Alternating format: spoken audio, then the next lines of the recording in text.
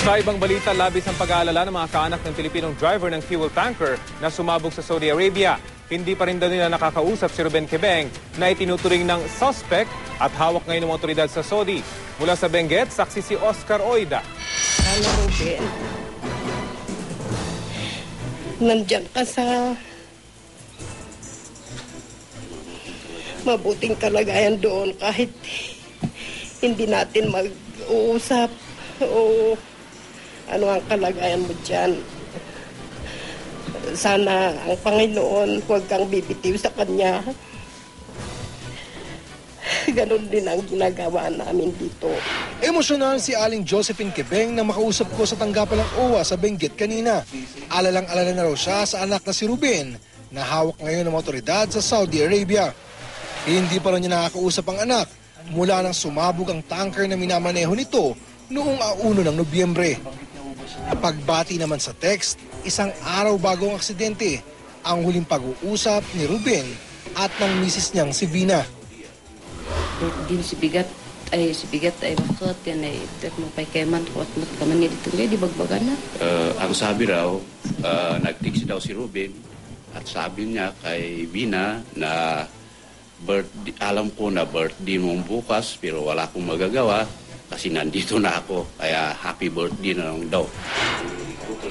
Dagdag pasakit pa sa pamilya ang mga kumakalat na maling balita kaugnay ng aksidente. Nanawagan ako sa lahat ng sambayang Pilipino.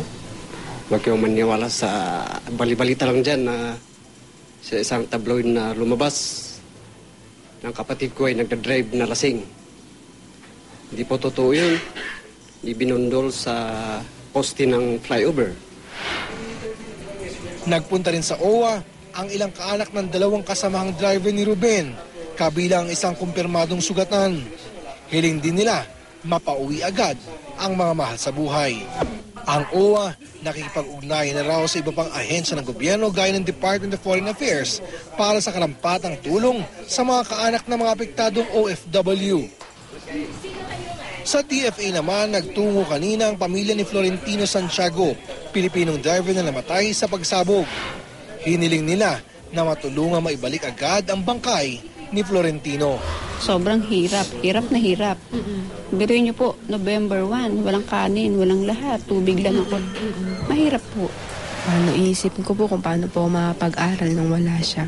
Kasi siya lang po yung naghahanap buhay sa amin. Nangako naman ng DFA na tututukan nila ang repatriation ng labi ni Santiago.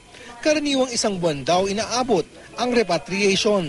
Tutulungan din daw nito ang pamilya Santiago sa pagkuha ng lahat ng dapat itong matanggap na benepisyo. Mula sa La Trinidad, Benguet, ako si Oscar Oida, ang inyong saksi.